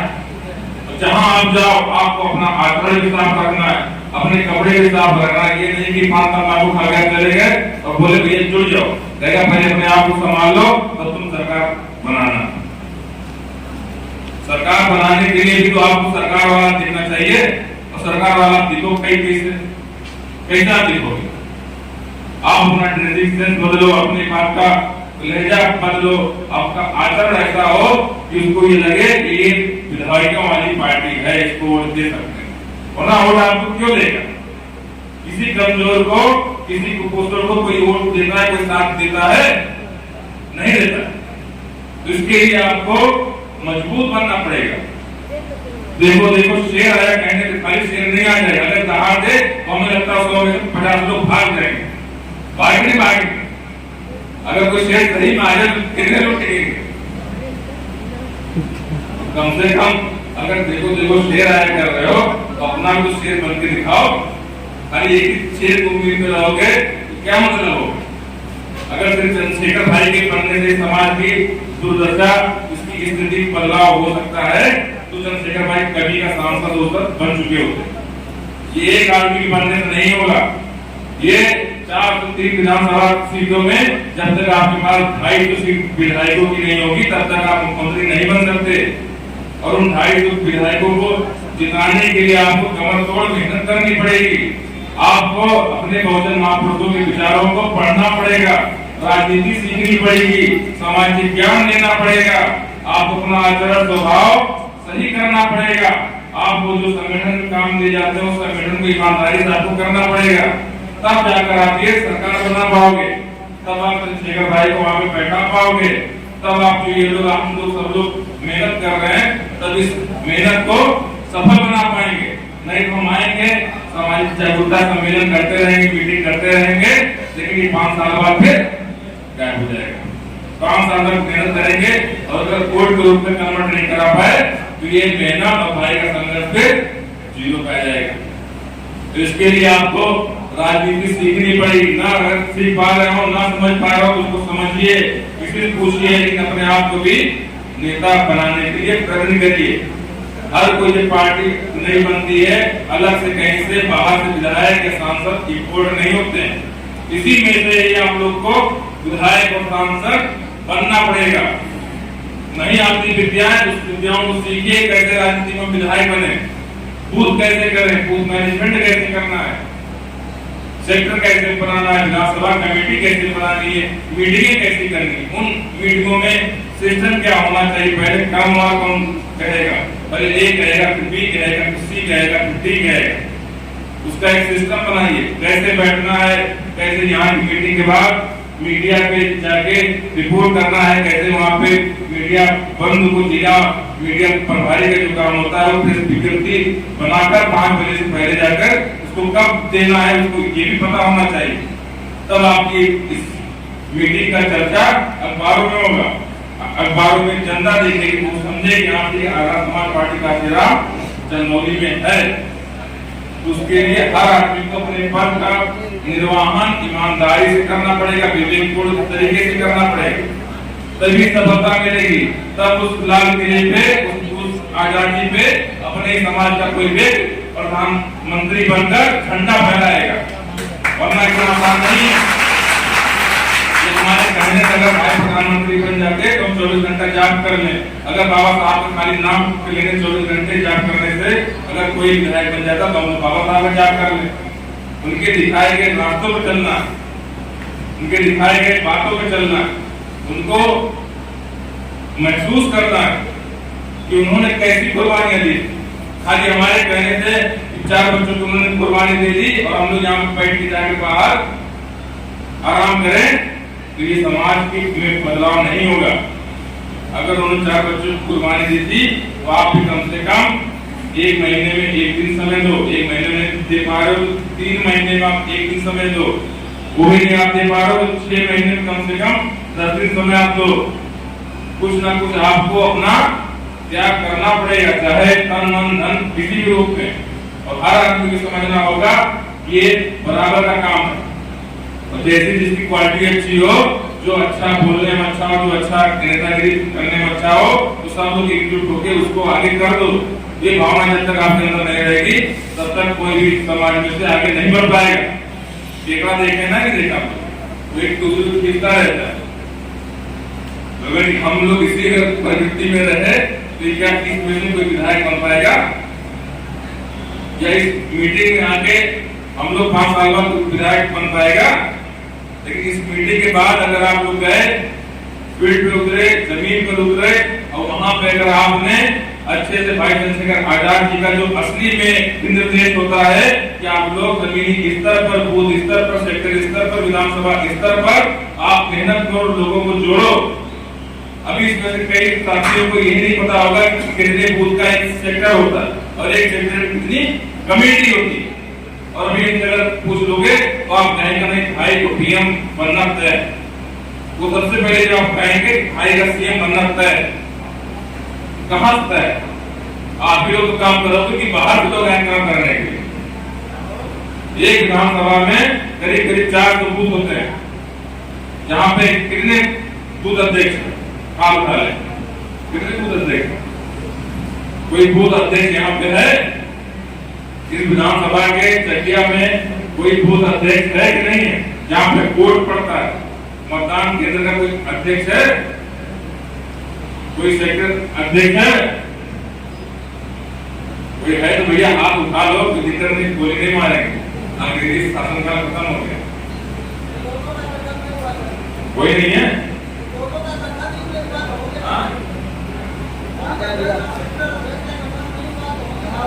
आपका नाम क्या है?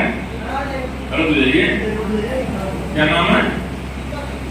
दीपक। एक यहाँ आ जाए, माइक लीजिए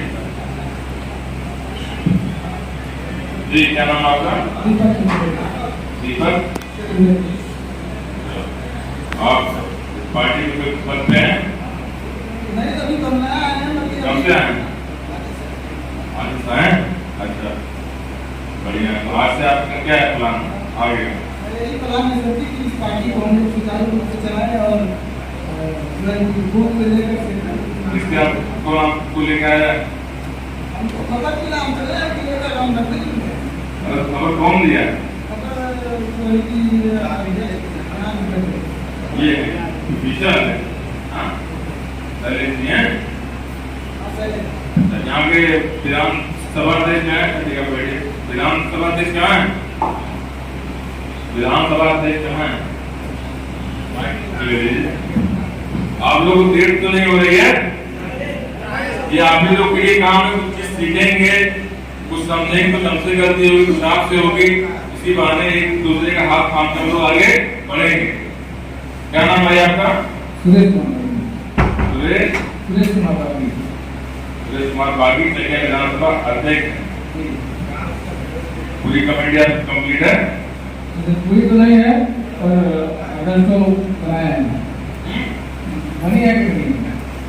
अरे बनी कमेटियां एक विधानसभा में कितनी है? तो है वो भी नहीं मांग रहा है। तो आप वायरस तभी तो आपको हमने कहा है ना ये हेलो जवाहरलाल जी, क्या है? आज जरा भैया जवाहर भाई जरा ये वो फोन देख रहे थे आप। जवाहर भाई क्या है? पद पे है? हाँ? क्या है? आपकी नियुक्ति कब हुई है? एक हफ्ता का अंदर हुआ है। एक सेक्टर में कितने पद होते हैं? ठीक है, और कोई बात नहीं, उनको बात आप लोग ना करिए। चंद्रशेखर जी, फतेहपुर कला। चंद्रशेखर के काहे की बैठो, कोई लीडर नहीं आप लोग। विनय कुमार विनय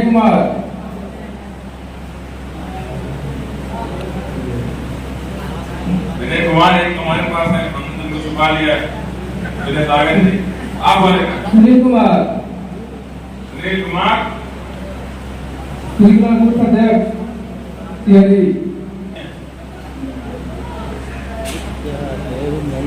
गणेश कुमार चले गए, इनको जल्दी दियो, चले गए तो ऐसा ना। दीपक कुमार बूथ अध्यक्ष सुनाऊं।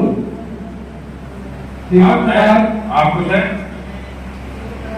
दीपक कुमार सुनाऊं बूथ अध्यक्ष।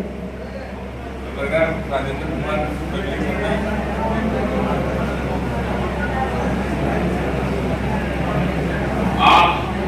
राकेश कुमार सेक्टर अध्यक्ष। तो हो गया जो है फाइट जो है एक दिन उठेंगे और सुबह से चालू करेंगे। डॉक्टर मोहम्मद आके विधायक बस्ती, विनय सागर विधायक चकनिया, श्री प्रकाश विश्वकर्मा जी कानपुर देहात, ऐसे जो है शैलेश जी चकिया से विधायक। और फिर भाई को लगेगा कि हम तो मुख्यमंत्री बन पाएंगे। तो ये हाल हमारे जो है विधानसभा अध्यक्ष जी का है। नाम तो ऐसे ले रहे हैं जैसे लग रहा है कि न्योता सब लोग जो है बन गए।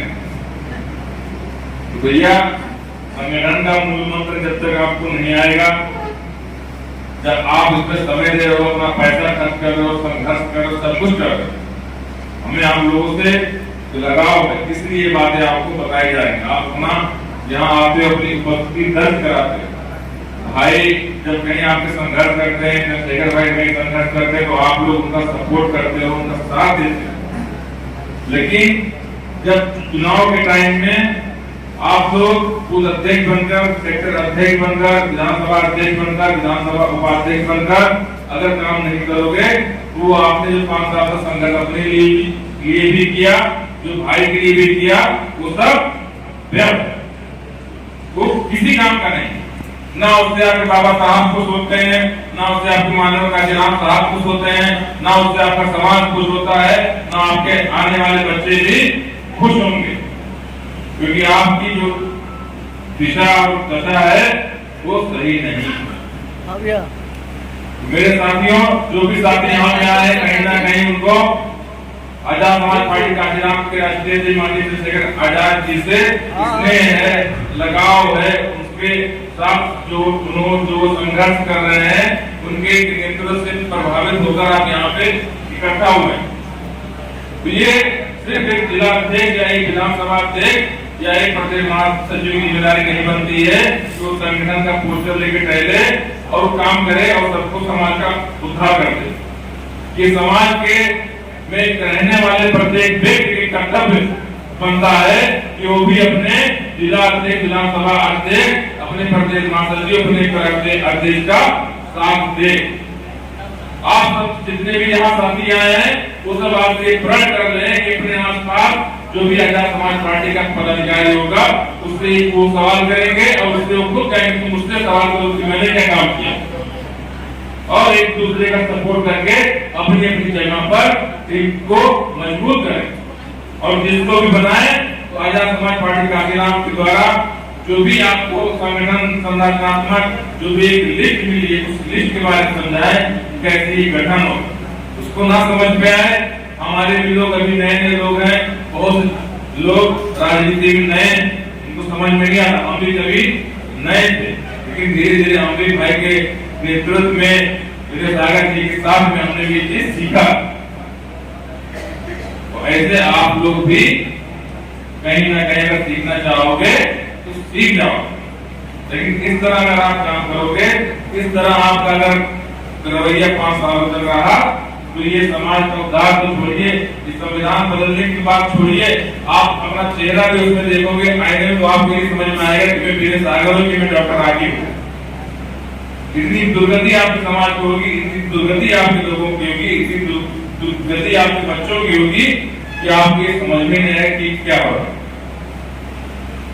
साथियों, इन सबसे बचने के लिए जो जहां पर हैं, जो साथी समझदार हों, जो साथी समझ सकते हैं कि इस राजनीति को कैसे लेके जाएं, वो आगे आए, अपने जिला अध्यक्ष के साथ यहाँ पे बैठे, मंत्रणा करें, जुड़े, अपने स्वेच्छा से पकड़े जहाँ पे जो जितना काम कर सकता है, तभी ये कारवा बढ़ेगा। तभी भाई चंद्रशेखर आजाद जी मुख्यमंत्री बनेंगे, तभी भाई चंद्रशेखर आजाद जी प्रधानमंत्री बनेंगे, तभी हम भी विधायक और एमपी सांसद बनेंगे। आज आप लोग हाथ उठा के बताइए, आज आपको साथ देंगे नहीं देंगे? सब लोग एक ही हाथ उठाएंगे, आगे जाएंगे, आगे चले आएंगे। एक नारा लगा के भैया ये तुम संघर्ष करो, हम तुम्हारे साथ में। दोनों हाथ उठा के बताइए साथ देंगे नहीं देंगे? कोई आगे उठाया है तो माता लोग देख रही है कि आधा दिन घोड़े के साथ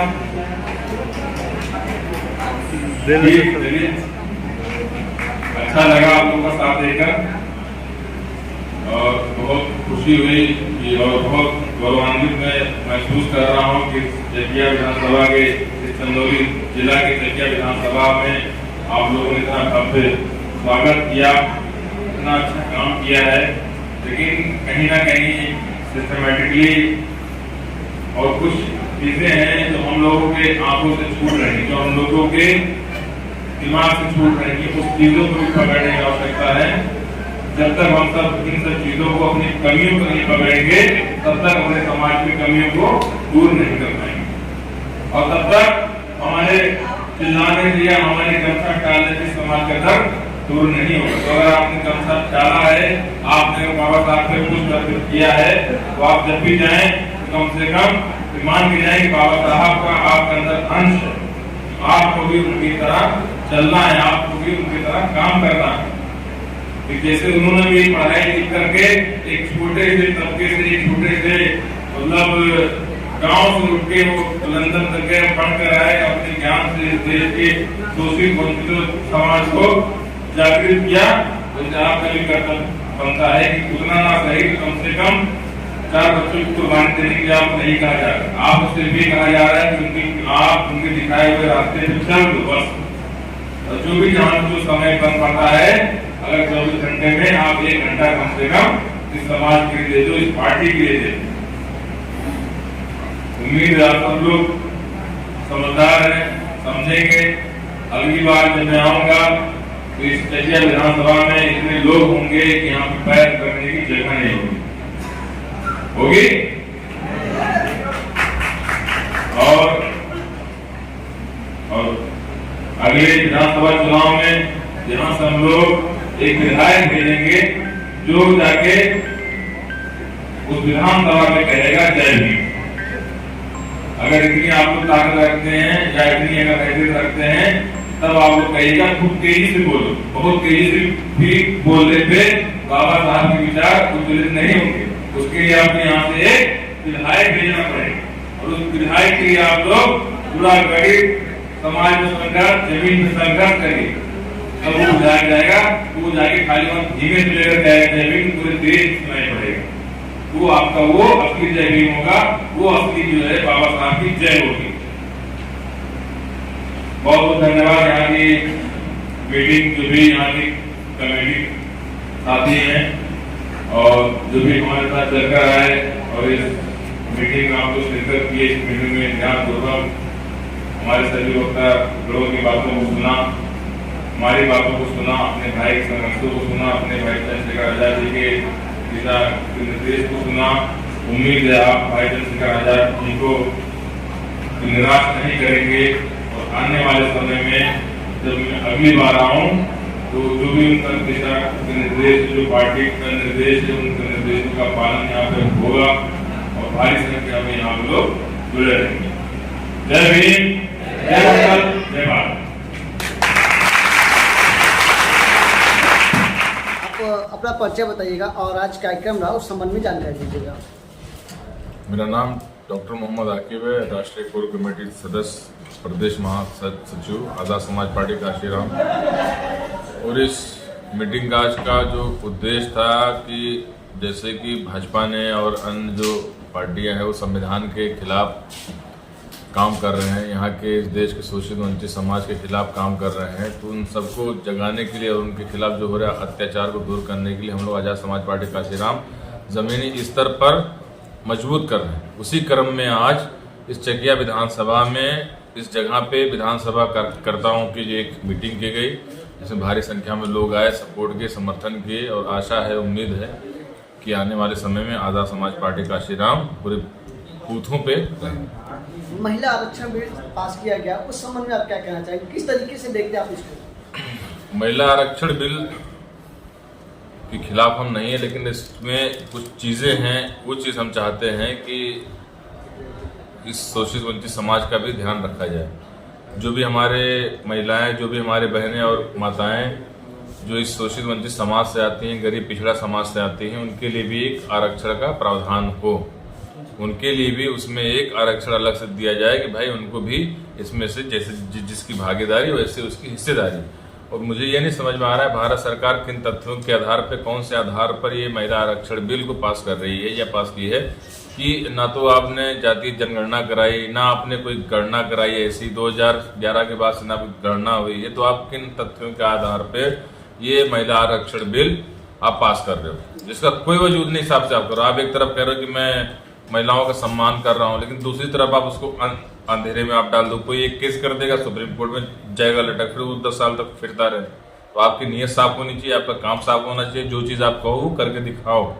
नए संसद भवन का उद्घाटन हुआ जिसमें कि महामहिम राष्ट्रपति को इन्विटेशन या उनको बुलावा नहीं दिया गया, तो इस पर आप क्या कहना चाहेंगे? देखिए, ये तो शुरू से रहा है कि भाजपा कहने को कहती है सबका साथ, सबका विकास, सबका विश्वास, लेकिन सिर्फ एक का विकास, सबका विश्वास, सिर्फ एक का विकास, वो इसी आधार पर ये सरकार काम कर रही है।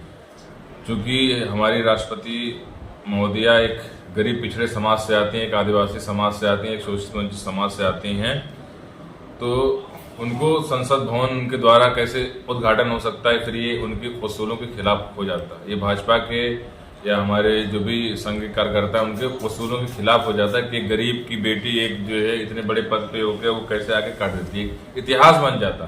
तो ये नहीं चाहते कि इतिहास कभी किसी गरीब पिछड़े के हाथ से कोई बड़ी चीज़ की इमारत का कुछ उद्घाटन हो। ये तो अपने हिसाब से आज तक करते हैं और वही काम हम लोग अब जो है भाई चंद्रशेखर आजाद जी के नेतृत्व में इस देश के जितने भी शोषित वंचित समाज के लोग हैं, जितने भी गरीब पिछड़ा समाज के लोग हैं, उनको जगाने का काम कर रहे हैं। उनको हम ये बता रहे हैं कि हमारे बहुजन महापुरुषों ने जो कुर्बानियाँ दी हैं, हमारे बाबा साहब मानवर काशीराम साहब ने जो कुर्बानियाँ, जो रास्ता दिखाया है, उन्हीं रास्तों पे चलें, उन्हीं रास्तों पे ही हम सबका कल्याण है और अपनी सरकार स्वयं बनाए अपनी संख्या के आधार पर।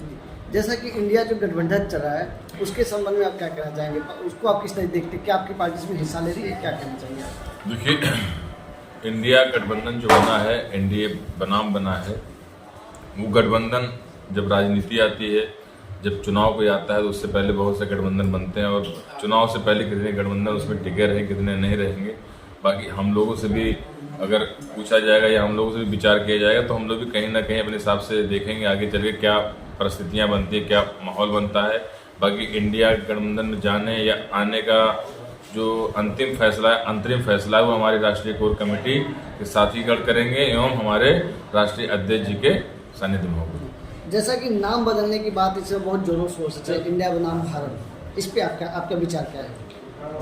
देखिए, इंडिया बनाम भारत कर दें या नाम बदल दें उससे मतलब नहीं है। सबसे जरूरी चीज़ ये है कि जितने आज़ादी के 77 सालों से जो भी सरकारें यहाँ पर रही हैं, जिन सोच की सरकारें रही हैं, उनकी सोच बदलने की आवश्यकता है। नाम बदलने से अगर काम बदल जाता तो हम भी अपना नाम कुछ और रख लेते, अब्राहम लिंकन रख लेते, शाहरुख खान रख लेते, हमको अब शाहरुख खान समझते, मोदी जी अपना नाम कुछ और रख लेते। लेकिन जो उन्होंने कहा वो कहाँ करके दिखाया है, या जो भी इन लोगों ने भी कहा था वो भी सब चीज़ें कहाँ करके दिखाया है। 77 सालों बाद भी ये देश में लोग मिड डे मील का खाना खाने के लिए मजबूर रह रहे हैं। 77 सालों के बाद भी 5 किलो राशन के लिए, नमक चावल के लिए लोग तरस रहे हैं। तो इस देश में आपने कौन सी गरीबी की जो है क्षेत्र में कौन सा कार्य किया है, यहाँ के पिछड़े गरीब समाज के लिए कौन सा कार्य किया है, ये तो आपको स्वयं को भी एक आकलन करना चाहिए।